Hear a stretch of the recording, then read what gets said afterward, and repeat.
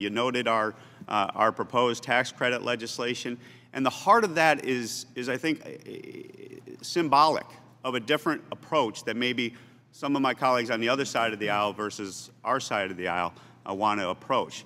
You know, you can mandate emission relief. Government, U.S. government can put a mandate out there and say, we are going to do this. But if you don't have the technology in order to achieve that, isn't that just a paper tiger? Don't we need to have the technology readily available, not only to America, but to all of the world, with America leading, that would allow those reductions to exist? Is there any fault in that logic that I'm trying to put forward here, Mr. Powell, that you see? I find no fault in that logic, Mr. Reed, and thank you very much for your leadership on this issue in introducing the ESIC proposal. I do think this proposal, both by focusing on innovative technologies, so not technologies that are already out there and demonstrated and deployed, but new technologies that meet really impressive performance benchmarks against what they'd be replacing, and technologies that can best work with markets as opposed to against them. So your proposal to pay out the credit as a share of what technologies earn in the market as opposed to how much power they produce means that we'd be directing resources to the kinds of technologies the market values most.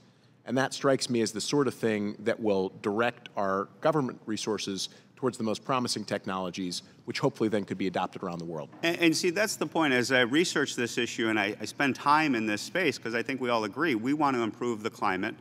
We want to make sure our kids and our grandkids have a safe Earth in order to enjoy their lives.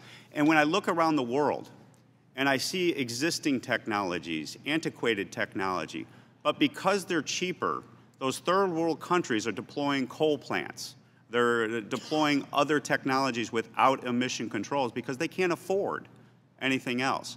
Am I missing something in that review, that research that says, you know what, if we gave the new energy technology to that third world country, or a country like India or China, where based on market, they would be driven to make a decision that says, you know what, I'm not going to expend that cost on that old technology, that polluting technology.